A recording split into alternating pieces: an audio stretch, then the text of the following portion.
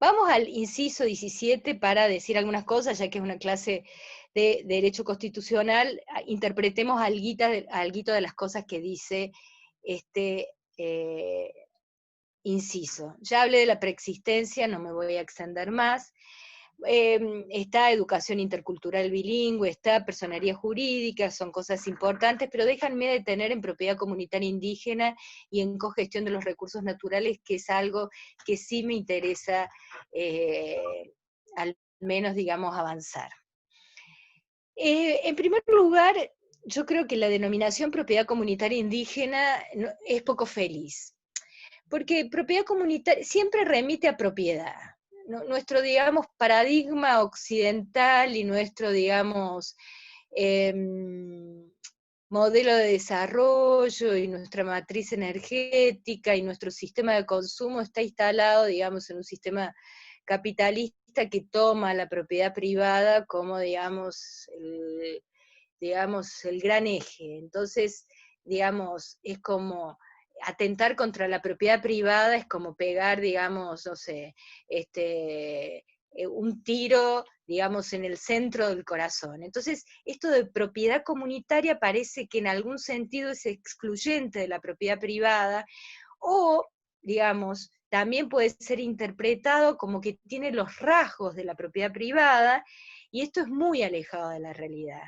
O sea, la denominación más correcta sería derechos territoriales, no propiedad comunitaria indígena. Pero bueno, es la denominación que se incorporó en la Constitución y por eso es lo que hay, y hablamos de propiedad comunitaria indígena. Ahora bien, como les decía, la propiedad comunitaria va de la mano con la cogestión de los recursos naturales, porque habría que decir varias cosas al respecto. Una, que conceptualmente, para los pueblos indígenas, el territorio es más que la superficie geográfica del suelo. ¿Qué quiero decir con esto? Nuestra propiedad privada, ¿qué es? Compramos un terrenito, nos hacemos la casita, plantamos un arbolito, esto es, digamos, y este es nuestra propiedad privada, ¿sí o no? Me pueden hacer con la cabecita, me pueden levantar el dedo, me pueden ver, ¿sí o no? Gracias. Es que bueno, si no siento que siento nada, que los miro y no sé si están durmiendo, no sé si están pensando en otra cosa. Ustedes, personalmente, puedo despertarlos. De esta manera es un poco más difícil. Así que bueno, pónganle onda y díganme sí, no, salúdenme de vez en cuando, den señales de que viven. Bueno, entonces es así. Profe, Sí. le hago una consulta. El hecho de por ahí la vulnerabilidad hacia el territorio, digamos, hacia los derechos sobre los territorios ancestrales, ¿no implica también como una vulnerabilidad a otros tipos de derechos, como que están conectados? Porque para nosotros, para ellos, el territorio implica mucho más que por ahí para nosotros, porque ellos, digamos, necesitan los recursos naturales para su vida diaria, ¿no? Entonces vulneran no solo el hecho de por ahí del territorio, sino que otros aspectos de la vida. Total, sí, sí, totalmente cierto. El territorio es, digamos, un derecho imprescindible para la construcción de su identidad. Los pueblos indígenas, los hermanos indígenas, en las comunidades, todo el mundo va a decir, sin territorio no hay identidad.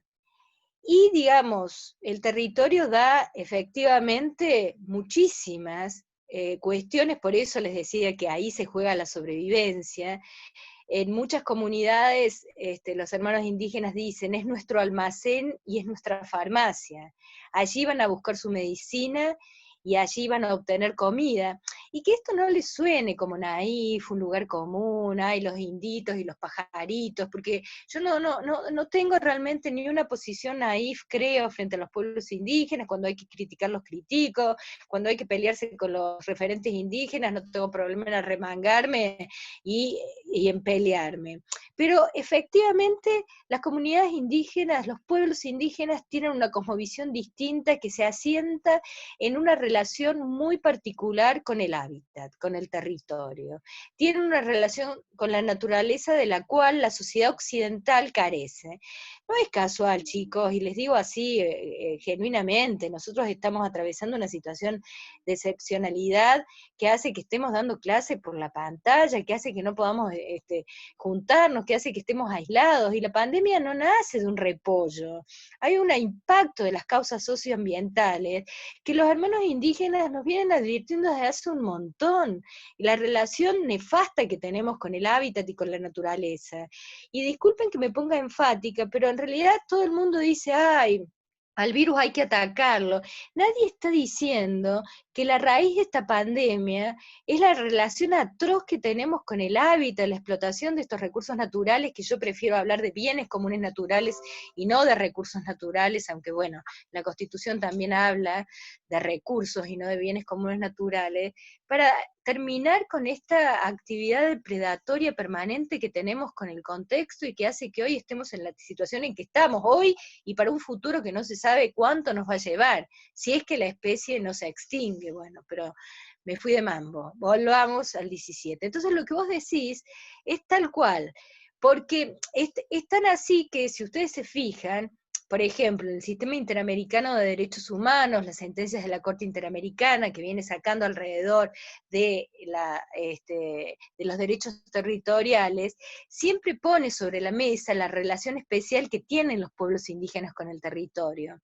Y nosotros este año, en abril, se conoció la primera sentencia de la Corte Interamericana que responsabiliza al Estado argentino por vulneración de los derechos indígenas, que el caso se llama La Cajonat, que es, digamos, un caso que entró al sistema interamericano allá lejos por 1998, se tomó su tiempo el sistema interamericano, pero bueno, salió, digamos, la sentencia, y se las pongo, y en este caso la Corte, muy interesante, es que habla de esa interdependencia de derechos, condena por vulneración a la propiedad comunitaria, al derecho a la consulta, y es la primera vez que en su faz contencioso-administrativa, que para decirlo en otras palabras, es la primera vez que la Corte tiene una sentencia que se refiere al derecho al medio ambiente, el derecho al ambiente, al derecho a la alimentación adecuada y el derecho al agua, todo, digamos, con derechos interdependientes, vinculados entre sí.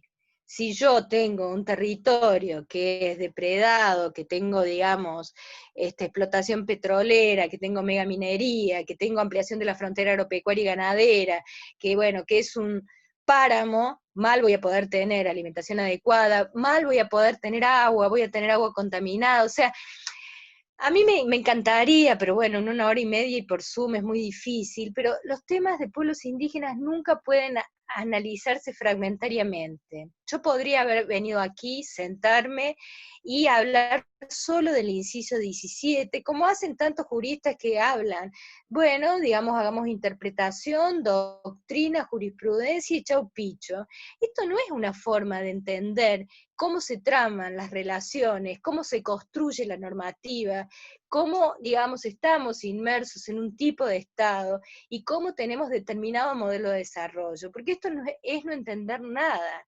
Yo podría hablar solamente del derecho a la propiedad comunitaria indígena como si fuera una cirujana, o podría hablar sobre el derecho a la consulta, o podría hablar sobre lo que significa la educación intercultural, y les diría poco y nada. Ustedes tienen que ver la película completa. Acá no es casualidad que se vulneren los derechos indígenas, porque, la pregunta, ¿se vulneran los derechos indígenas? Y mi respuesta, efectivamente, se vulneran recurrentemente derechos territoriales, derecho a la consulta, derecho a el manejo de los bienes comunes naturales, son cosas que se vulneran todos los días. Tendría que venir una repregunta. ¿Por qué se vulneran? ¿No los conocen? ¿Quiénes los vulneran? ¿Los funcionarios que no tienen políticas públicas dirigidas a proteger esos derechos? Cuando se judicializan, los tribunales que se encargan de perseguir, criminalizar y hostigar a los pueblos indígenas y que no protegen sus derechos territoriales, ¿por qué es esto? ¿Porque son todos tontos, malos? No, porque tienen una ideología determinada y porque tienen, digamos, intereses económicos. Acá el derecho no es neutro, hay que olvidarse de que acá alguien viene como cirujano a dar una clase y a decir esto es así o debe entenderse así. Esto no es neutro, la ciencia tampoco es neutra. Acá, quiera o no, con mayor conocimiento o no, uno baja línea. Y esto lo tienen que saber desde chiquititos, y por eso yo extraño tanto el grado, porque cuando doy el posgrado, los engancho ya muchas veces con la cabeza cuadriculada. A ustedes los formatean en la facultad, y ustedes siempre tienen que mirar desde otro costado, tienen que ser críticos. Hay muchas cosas que les van a enseñar que están mal, y tienen que aprender a distinguir lo que está bien de lo que está mal. Disculpen que me enganche, pero bueno, pero es así. Y en estos temas, la verdad que entre que no se enseñan, y cuando se enseñan hay intereses encontrados, entonces terminan recibiéndose de abogados, y no solo que no saben nada de derechos indígenas, sino que muy probablemente los contrata una minera que les van a pagar mucho más sueldo. Y en realidad necesitamos abogados formados, bien formados, que peleen por los derechos indígenas. Entonces, de paso cañazo, piensen a lo largo de los años si no quieren dedicarse a defender causas de derechos indígenas.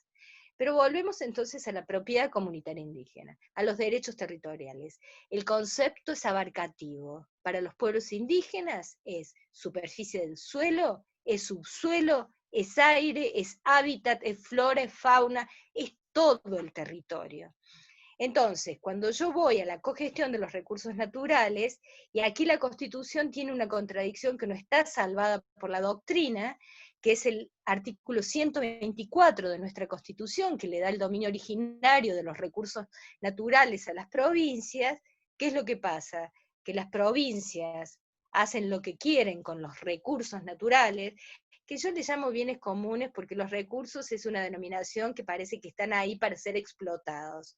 Desde la ecología política ya hay un lenguaje que se va transformando, y nosotros hablamos de bienes comunes naturales para dar cuenta de que son bienes de todos, de todas, de todes, y que en realidad son tan valiosos que todos debemos protegerlos. Entonces, las provincias, como les decía, no es que le van a preguntar o a consultar a los pueblos indígenas acerca de una explotación, sino que directamente dan concesiones y explotan. Imagínense Vaca Muerta, que antes de la pandemia, porque ahora el precio del petróleo se fue al cuerno, se derrumbó, pero Vaca Muerta, que era, digamos, presentada como la luz al final del túnel de nuestra recurrente crisis económica, y que está en territorio reivindicado por Mapuche, imagínense si Estado provincial o Estado nacional le consultó a medio mapuche. Empezaron a explotar y les importó un cuerno contaminar el territorio. ¿Ven esto? ¿Ven la relación que se va dando entre derechos indígenas? ¿Qué es lo que se debe interpretar y entender por el contenido de esos derechos y cuáles son las causas de la vulneración? ¿Sí? ¿Lo entiendan? 124 es el artículo que le da el dominio originario a las provincias. ¿Tienen alguna duda? ¿Quieren decir algo? Sí, Vero. Ahí hay una cosa. En el artículo 124, cuando dice corresponde a las provincias el dominio originario de los recursos naturales existentes en su territorio. Ese artículo está referido a que, o sea, las provincias pueden, o sea, tienen el poder en el tema de los recursos naturales hacia las tierras de los indígenas. Claro, mira, si ustedes se fijan en el 75, inciso 17, en la última parte, habla de concurrencia de facultades con las provincias, y habla también de un derecho de cogestión de los recursos naturales. Ahí tienen ustedes la Constitución y lo pueden leer. Lo que pasa es que, digamos, la doctrina no ha avanzado acerca de hacer jugar el 75, inciso 17 con el 124. Y lo que pasa en la realidad, porque ustedes saben que cuestiones de tierras es parte de, digamos, las facultades no delegadas de las provincias y forma parte de las autonomías provinciales, que las provincias se quedan con toda la atribución y entonces no consultan, ni cogestionan, ni abren la puerta a que los pueblos indígenas puedan expresar su perspectiva frente a esto. Entonces, lo que pasa en la realidad es que van avanzando sobre sus territorios, y ahí hay una vulneración flagrante de sus derechos. Porque acá, ¿qué pasa? Decir propiedad comunitaria indígena está muy bonito, pero después hay que bajar a tierra, o sea, todos, como digamos, en la Constitución estamos todos de acuerdo, pero después hay que construir políticas para que eso pueda garantizarse en la realidad. ¿Qué ha pasado con los derechos territoriales? Bueno, hay tantas discusiones, a ver, ¿qué hora tengo? Bueno, en el 2006 hubo, digamos, los conflictos territoriales eran cada vez más complejos y estaban dejando saldo de muertos. En Argentina tenemos muertos indígenas por reclamar por sus tierras, vale la pena decirlo. Y entonces sale una ley de emergencia, que estaba, digamos, proyectada para tener vigencia durante 3 años, y lo que pretendía hacer era suspender los desalojos y ordenar al Instituto Nacional de Asuntos Indígenas, como autoridad de aplicación, que realizara un relevamiento técnico-jurídico catastral.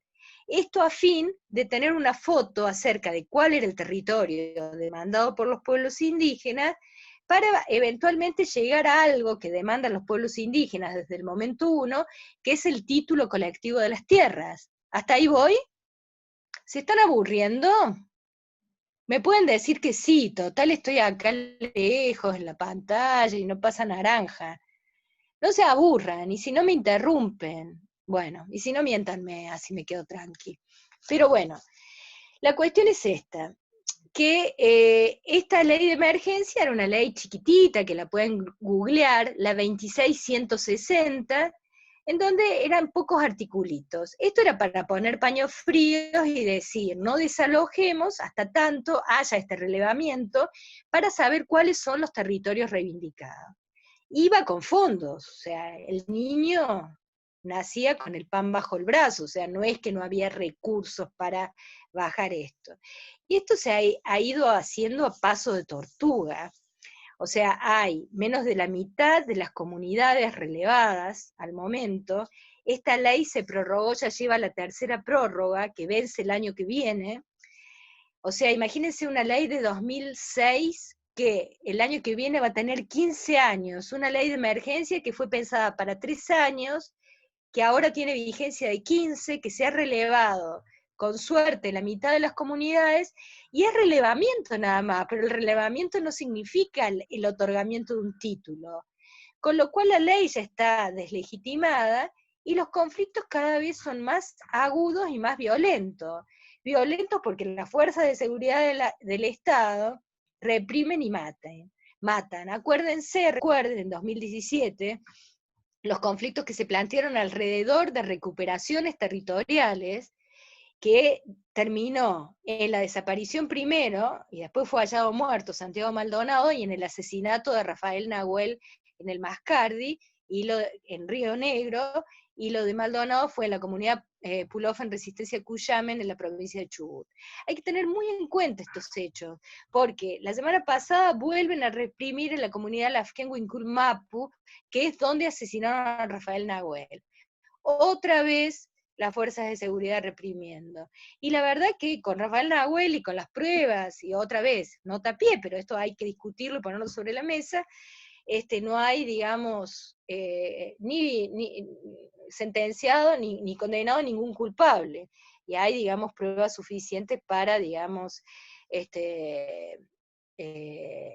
condenar a un prefecto, porque fue la prefectura, fue un prefecto el que disparó de espaldas a Rafael Nahuel. Acá Florencia me dicen que efectivamente en el 2009 asesinaron a Chocobare en la provincia de Tucumán, y fíjense que estaba grabado, el terrateniente sacó el arma y lo mató, grabado en un video. Demoró casi 10 años en tener condena, o sea, finalmente condenan a los responsables, pero demoró casi 10 años por el poder en juego, o sea que esto es realmente muy preocupante. Y yo sí. También el asesinato de Roberto López en Formosa, no me acuerdo el año, si fue el 2011. Sí. Son muchos casos, como bien dice Silvina, de integrantes comunidades y de pueblos originarios que son asesinados justamente por la violación de estos derechos fundamentales. Por eso no es un tema meramente de biblioteca, de discutir en el aire la interpretación de distintos artículos o distintos tratados, sino que es un tema que se cobra la vida día a día a muchísimos seres humanos. No está de más recordar que la comunidad Wichi de Salta hoy está muriendo, se han muerto, no recuerdo en este momento, 6 chicos de inanición, con lo cual es un problema. Por eso además, por eso invitamos a Silvina a dar esta clase, porque creemos que es uno de los problemas fundamentales de para la relación de derechos humanos hoy en la Argentina. Sí, no, totalmente. Y ya les digo, no hago la lista con nombre y apellido porque seguramente nos vamos dejando nombres en el tintero, pero no son los únicos. Y digamos, y otra cuestión interesante que también, digamos, baja a lo estrictamente jurídico, tiene que ver con la discusión de la unificación del Código Civil y Comercial, que bueno, que tal vez ustedes recuerden, bueno, que fue ya hace unos años, 2012 o 2014, Nico, ya no me acuerdo. Y que en realidad había, digamos, porque nosotros discutíamos, bueno, está, digamos, el derecho en la Constitución, está el derecho en los instrumentos jurídicos internacionales. Bueno, ¿cómo, digamos, poder regularlo con la letra chica? Y discutíamos mucho acerca de la conveniencia de incorporarlo en el Código Civil y Comercial. Yo en su momento, les confieso, fui de las que dije, sí, habría que incorporarlo al Código Civil, y me equivoqué, ya les cuento por qué, porque yo decía, bueno, para los operadores de justicia, el Código Civil es la Biblia, más muchas veces que la Constitución o los tratados internacionales desde ya.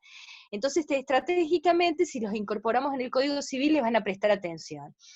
¿Y qué pasó? Que fue que regularon un título en el proyecto, pero fíjense la incomprensión conceptual, el desconocimiento. Primero, que no consultaron a nadie. Si hay algo, alguna medida que los afecte, es regular sobre sus territorios. No consultaron a nadie.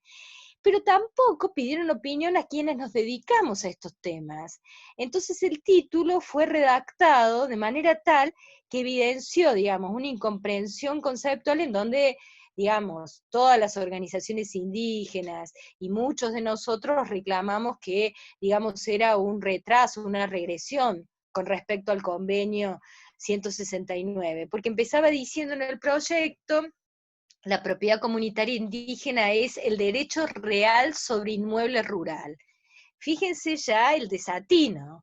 Primero porque, otra vez, parece que solo hay problemas en el campo, en lo rural, pero que no hay reclamos en ejes urbanos. Después, ¿qué tiene que ver el derecho real? Esta necesidad de vestir con ropajes de tradición jurídica romanista occidental, categorías que no lo son, no es el derecho real. Si ustedes van, capaz que no, todavía son chicos, no han hecho derecho real, pero ya van a aprender que es, digamos, el dominio sobre la cosa, el derecho real. Y las comunidades indígenas siempre dicen, nosotros no somos dueños de la tierra, nosotros pertenecemos a la tierra. Hay una relación, una mirada que es muy distinta. Entonces ya desde el vamos estaba muy mal legislado.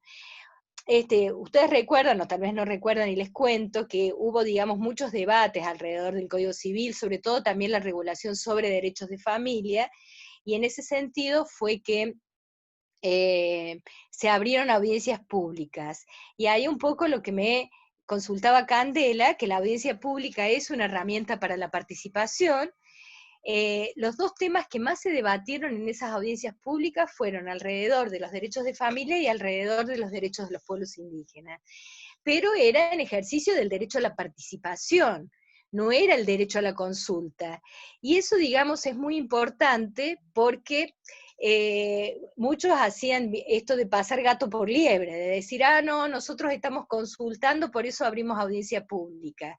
Porque una de las cosas más reclamadas en esa audiencia por las comunidades y organizaciones indígenas es, están vulnerando el derecho a la consulta, porque nadie vino a preguntarme a mí si me parecía bien cómo estaba, digamos, contemplado el derecho a la propiedad comunitaria. Por suerte, digamos, obviamente que el Código Civil no se iba a detener por un debate sobre derechos indígenas. Lo que pasó fue que se sacó todo ese título y quedó solo un artículo, el 18, que remite a una ley especial de propiedad comunitaria indígena. Hay varios proyectos en el Congreso que van perdiendo estado parlamentario todo el tiempo porque no se tratan, y entonces hay que volver a introducirlos.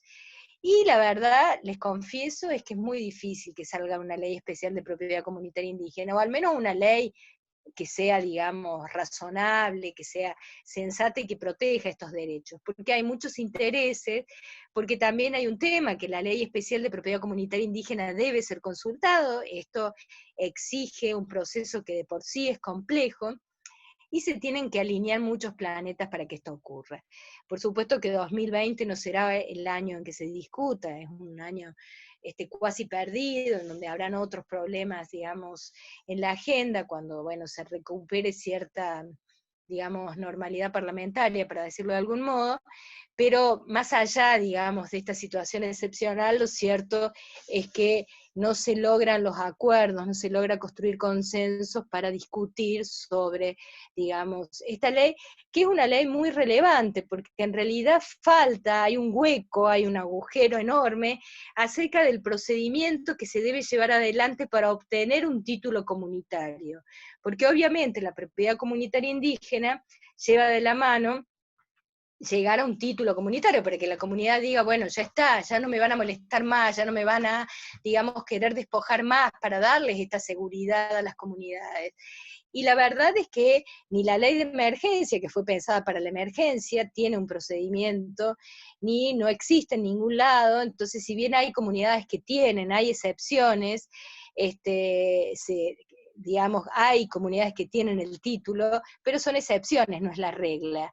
Acá me preguntan cómo se llama la ley. La ley de emergencia es la 2660, pero la ley de propiedad comunitaria indígena es una ley que está pendiente, y que está mencionada en el artículo 18 del Código Civil. ¿Alguien me quiere preguntar algo? ¿Alguien quiere, digamos, decir algo, Yo, observar algo Filomena. así? Dale, dale, Manu. Sí, primero que nada, bueno, un placer escucharlo, la verdad que es muy interesante lo que dice. Gracias. Y ahora la pregunta es, ¿usted considera que el golpe de Estado en Bolivia tiene algo que ver con una discriminación racial, ya que había muchos sectores blancos y ricos y poderosos, especialmente en la región de Santa Cruz, en el cual no soportaban que estos grupos tengan una participación en las reglas del juego y una vida más digna? ¿Usted qué piensa? Mira, tendría que tener otra clase y Perdón, saqué no sé. No, está perfecto, pero le digo que es una pregunta muy interesante y muy difícil de responder en 2 minutos. Yo creo lo siguiente, que en Bolivia hay un golpe de Estado. Esto empezando por ahí, para, digamos, limpiar la cancha de cualquier, digamos, relativización al respecto. También creo que Evo ha metido mucho la pata, y que Evo, digamos, quiso perpetuarse en la presidencia, esta es mi perspectiva desde ya, y que podría haber dejado lugar a otros cuadros del MAS, que es el partido político que lo llevó a la presidencia, podría haber dejado espacios y no lo hizo. Y creo que acá fue, digamos, el principio del fin de Evo, y yo estoy enojada con Evo, entonces por eso es como una respuesta visceral, porque Evo hizo muchas cosas por Bolivia, y hay muchísimo que destacar, la mitad del vaso lleno es importante, pero también metió la pata, también hubo mucho enfrentamiento en su presidencia entre indígenas de la tierra alta, indígenas de tierras bajas, quechuas y aymaras, contra indígenas amazónicos por, digamos, temas de recursos naturales o bienes comunes naturales. Pero tu pregunta de racismo, indudablemente Bolivia es un país profundamente racista, aunque paradójicamente sea mayoritariamente indígena. Yo viví un tiempo en Bolivia y la verdad que fue una experiencia alucinante en el sentido de advertir ese racismo tan anquilosado. Tengo 1000 anécdotas que es imposible ahora compartir, pero sí decirles de que así como era impensable que Bolivia tuviera un presidente indio, y esto fue una de las grandes alegrías, fue el primer y único presidente indio en América Latina, y esto hay que destacar, también es todos sabíamos que la derecha, que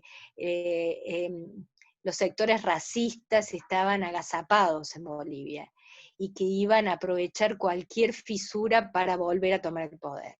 Esto dicho así de modo muy simplista, después hay que hacer un análisis mucho más profundo y con muchas más aristas. Evo tuvo que negociar con la derecha en toda su presidencia, con sectores, digamos, que se llaman cambas, que son del empresariado de Santa Cruz, en donde está la capital económica en Bolivia, que era, digamos, y yo no lo juzgo por eso, porque era la única manera de poder llevar adelante también, digamos, su gestión. Pero bueno, dejó abierta la puerta, no, digamos, dimensionó lo que estaba detrás, y bueno, y ahora tenemos, Bolivia tiene una presidenta que le hace muy mal al género, que es una impresentable, y que ha sacado lo peor de lo peor, es una mujer terrible, terrible, así, no encuentro calificativos, si no quiero, digamos, dar un exabrupto encima que me están grabando. Pero bueno, hay que ver qué pasa ahora y cómo se reorganizan, digamos, las bases indígenas en Bolivia, y cómo se mueve Evo también, si es que aprende la lección o no la aprende. Vamos a ver. Pero bueno, Bolivia siempre ha sido, digamos, un país súper interesante, y siempre creo que hay que mirar Bolivia, que hay que estudiar su constitución. La verdad que es una pena, digamos, que en la facultad yo creo que algunas excepciones habrá, pero que prácticamente uno no habla ni de la constitución ecuatoriana, ni de la constitución boliviana, y siempre estamos mirando hacia otros lados, no porque, qué sé yo, los gringos de Estados Unidos no tengo cosas que decir, no Trump, por favor, Dios los libre, no porque los europeos no tengan cosas que decir, pero digo, en América Latina, y yo no me quiero poner así, no soy nacionalista, ni chauvinista, pero yo creo que hay tantas cosas interesantes para mirar y analizar, y bueno, y esto nunca hay tiempo, y entonces siempre estamos estudiando los alemanes, y estamos mirando lo que pasa con los vecinos. Bueno, ese es otro de los aprendizajes.